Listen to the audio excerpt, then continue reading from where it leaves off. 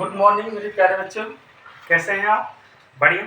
आप बढ़िया तो मैं भी बढ़िया। जैसा कि हम आप लोग से बोले थे कि पॉलिटेक्निक और पैरामेडिकल का क्लास हम चालू करेंगे।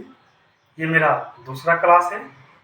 पहला क्लास में कुछ फिजिक्स पढ़ाए थे और आज हम केमिस्ट्री के बारे में कुछ अध्ययन करेंगे। पहला चैप्टर आपका है परमाणु संरचना। इसके बारे में कुछ बेसिक जानकारी हम लोग प्राप्त कर लेते हैं, उसके बाद फिर आगे देखेंगे।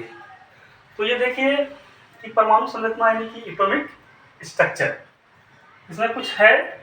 ये आपका हो गया कण, द्रव्यमान, आवेश, आवेश की मात्रा, प्रतीक, खोजकर्ता और उपस्थिति।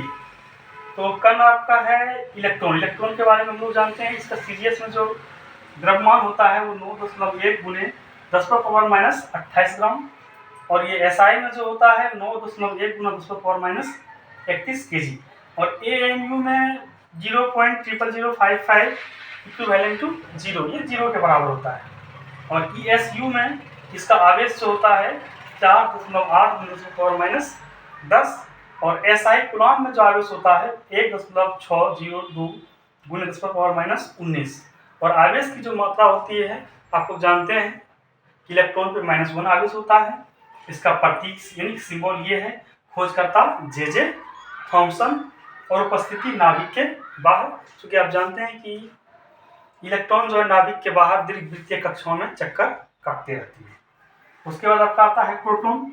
इसका भी द्रव्यमान सीजीएस में ये 1.6 गुना 10⁻24 ग्राम।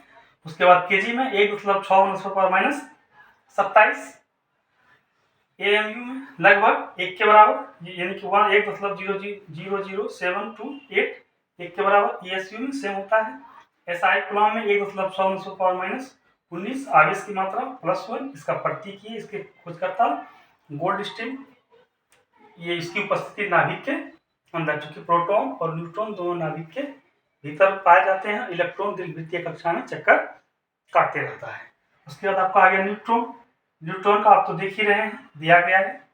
इसके खोजकर्ता चैडविक थे, और ये भी नाभिक के अंदर।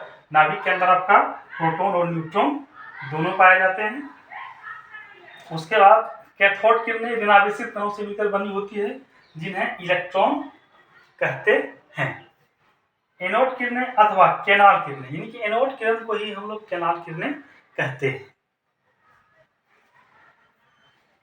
किरण ये धनावेशित कणों से मिलकर बनी होती है, जिन्हें प्रोटॉन कहते हैं। उसके बाद आपका आता है प्रोटॉन का द्रव्यमान इलेक्ट्रॉन के द्रव्यमान का 1836 गुना होता है, जबकि न्यूट्रॉन का द्रव्यमान इलेक्ट्रॉन के द्रव्यमान का 1839, कहीं 1840 गुना भी देता है। नाभिक का खोज 1911 ईस्वी में रदरफोर्ड ने किया था। पूछेगा नाभिक का खोज किसने किया था, तो रदरफोर्ड ने किया था। उसके बाद परमाणु क्रमांक बराबर प्रोटॉनों की संख्या बराबर इलेक्ट्रॉनों की संख्या, यानी Z बराबर P बराबर E।